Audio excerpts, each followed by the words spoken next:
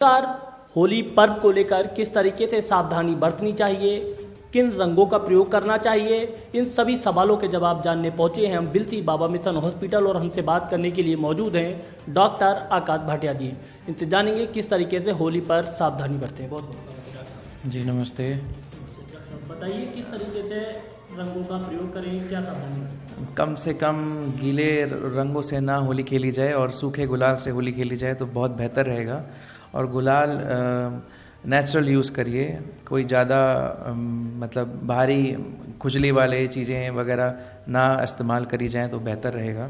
इस होली के पर्व पे एक मेल जोल का त्यौहार है जिसमें हम लोग एक दूसरे का भाईचारा की तरह देखते हैं, लेकिन लोग अक्सर इसमें धूम्रपान वगैरह करके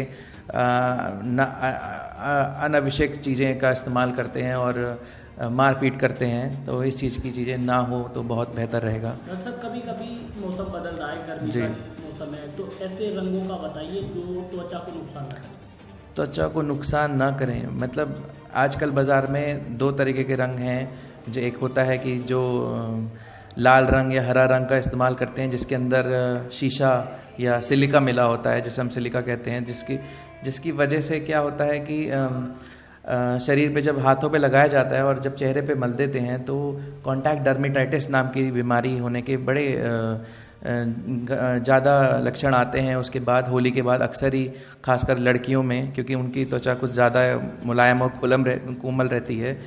और रही बात सब यही सिर्फ लड़कियों की बात नहीं है, सिर्फ सभी आदमियों में भी होता है। लेकिन इसकी वजह से क्या है कि रैशेस पड़ना, चकत्ते आ जाना और साथ में दाग धब्बे बन जाना, तो वो कुछ ऐसे इस तरह से आते हैं कि उसमें इतना घातक पदार्थ मिला होता है जिसकी वजह से वो सालों साल लग जाते हैं, उन्हें महीने लग जाते हैं ठीक करने में।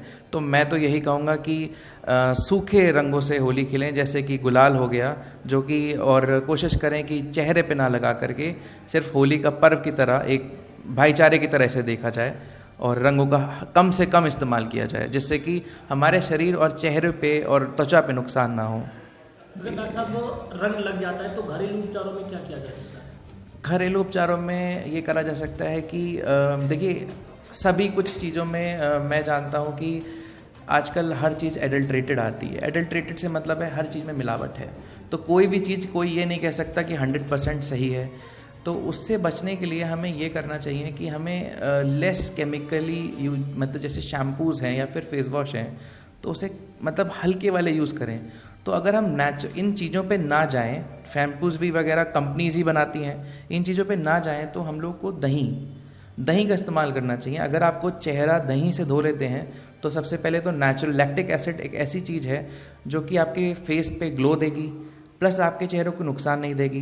वैसे संतरे का पील है, अगर नेचुरल बात करें, पपीते का पील है, मतलब पपीते को रगड़ लेना है चेहरे पे, इससे भी आपको चीज़ें मतलब काफ़ी फ़ायदेमंद देंगी। विटामिन ए मिलता है, विटामिन सी मिलता है, जो कि हमारी स्किन में स्ट्रेच मार्क्स वगैरह हटाना और साथ में झुर्रियाँ हटाना, ये सब काम दोनों करता है। तो मुझे लगता है ये नेचुरल चीज़ों से हम रंगों को हटा सकते हैं।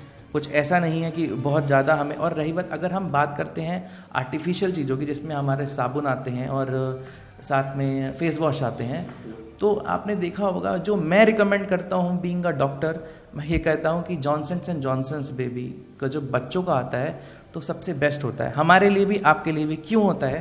क्योंकि बच्चों की चीज़ें ऐसी बनाई जाती हैं जो सबसे केमिकली वीक हों, ठीक है। तो अगर आप शैम्पू भी यूज़ कर रहे हैं तो आप जॉनसन्स एंड जॉनसन्स बेबी का यूज़ करिए, उसमें एटलीस्ट कोई केमिकल नहीं है, ठीक है। साबुन यूज़ कर रहे हैं, साबुन भी जॉनसन्स एंड जॉनसन्स का यूज़ करिए। पियर्स का साबुन आता है।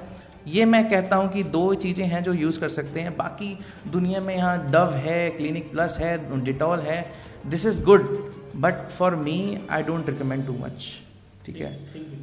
तो आप सुन रहे थे डॉक्टर आकाश भाटिया जी को, जिन्होंने बताया अगर रंग लग जाए तो किस तरीके के साबुन